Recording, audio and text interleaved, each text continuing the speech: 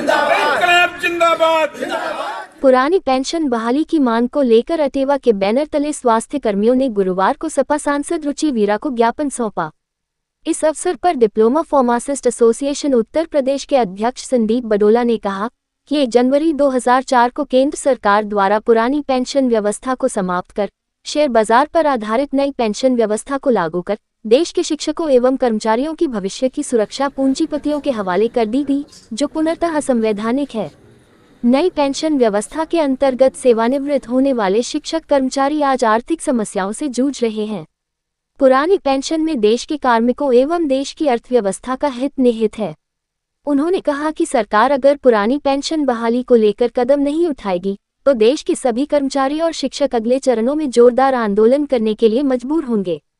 जिला महामंत्री हेमंत चौधरी ने पुरानी पेंशन बहाली के मुद्दे को सदन में उठाने का आग्रह करते हुए कहा कि पुरानी पेंशन कार्मिकों का संवैधानिक अधिकार है, जो उसे लंबी विभागीय सेवा की एवज में दिया जाता है। उन्होंने कहा कि 1 जनवरी 2004 के बाद देश में नियुक्त 75 लाख से अधिक शिक्षकों एवं कर्मचारियों व अर्धसैनिक बलों के सैनिकों को पुरानी पेंशन व्यवस्था से वंचित कर दिया गया है, जिसमें राष्ट्र एवं कार्मिकों का बिल्कुल भी हित नहीं ज्ञापन दिया है माननीय सांसद जी को। क्या ये आज पूरे हिंदुस्तान में अटेवा के बैनर के नीचे हिंदुस्तान के कर्मचारी और शिक्षक सांसदों के माध्यम से पुरानी पेंशन बहाली के लिए ज्ञापन दिया जा रहा है कि माननीय सांसद जो हिंदुस्तान के सांसद हैं वो हिंदुस्तान के कर्मचारियों की और शिक्षकों की आवाज़ को संसद तक पहुंचाएं।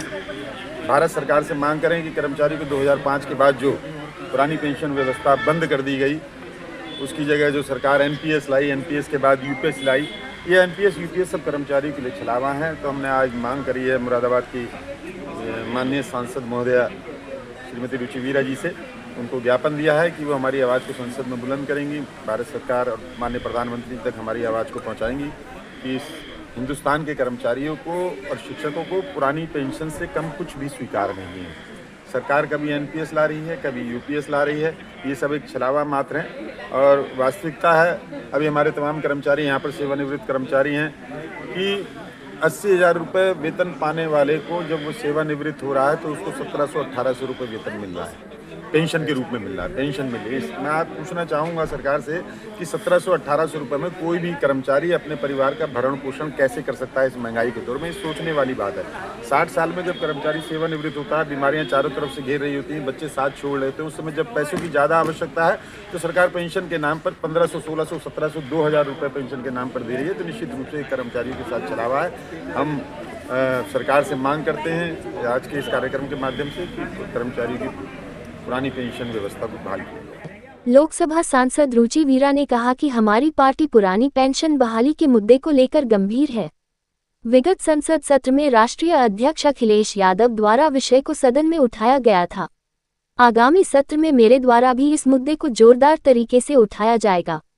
इस मौके पर उत्तर प्रदेश विकास प्राधिकरण के प्रदेश महामंत्री वृंदावन दोहरे, मनोज तिवारी, आदिल बेग, चंद्रशेखर शर्मा, राजकीय नर्सेस संघ की जिला अध्यक्ष पूनम मेसी, मंत्री प्रतिमा शर्मा, सीमा भारती, स्नेहा ज्योति, diploma pharmacist association Uttar Pradesh के उपाध्यक्ष निश्चल भटनागर, हरीश चौहान, दीपक चौहान, सुशील, शेखर, नासिर हुसैन, माधुरी आदि मौजूद रहे। ईशान न्यूज नेटवर्क के लिए शांतनु की रिपोर्ट। समय से अटेवा की मांग चली आ रही है और इससे जैसा कि अभी बता रहे थे कि 80 लाख कर्मचारी जो है इससे प्रभावित हैं अलग अलग विभागों से।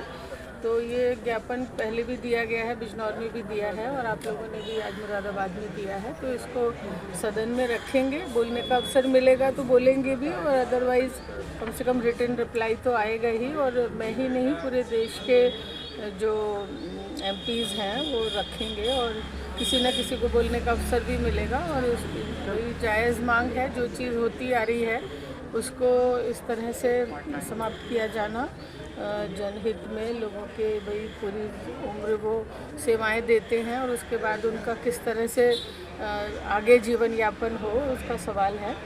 तो इसको रखने बात क्या हो रही है कि मैं भी कई बार ये सवाल करती हूँ कि सभी लोग परेशान नज़र आ रहे हैं भाई, चाहे उसमें कर्मचारी हों, किसान हों, युवा हों, महिलाएं हों, सभी जो है कहीं ना कहीं ठगा सा महसूस कर रहे हैं, लेकिन कहीं हमें वोट डालते समय भी इस बात का चिंतन मनन करना पड़ेगा।